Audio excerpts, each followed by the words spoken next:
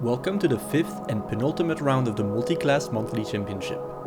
In this video, we'll first discuss the delay of the last round until the end of MCEC. Then, we'll move on to the usual by mentioning the specifics for this race and finish with the usual showcase laps. The MultiClass Monthly Championship was always designed to rely on Bruffy's strong viewership to pad the number of players to levels that allow for this much multi-class interaction.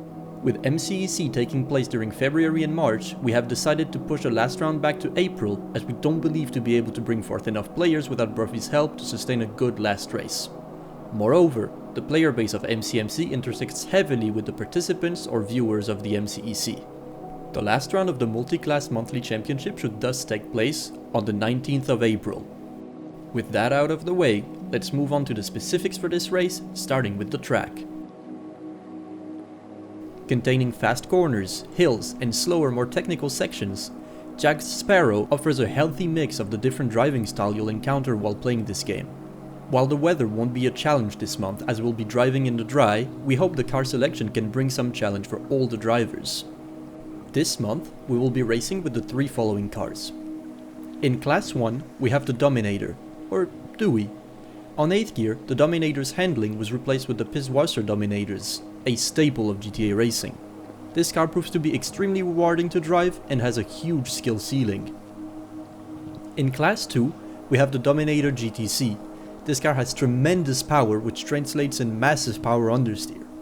It shouldn't really slide out on you, but we hope this can still provide some challenge for the drivers in Class 2.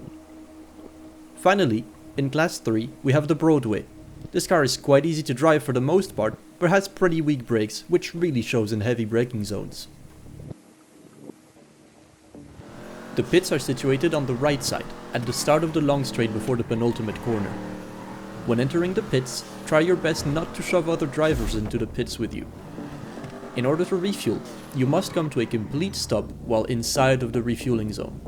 The refueling zone ends at the very next checkpoint, so make sure not to get too close to it. Once you stop, wait a split second and your car should start refueling.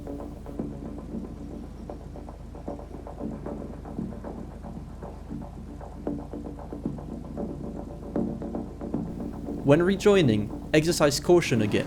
We advise you to stick to the right side of the track until the hairpin.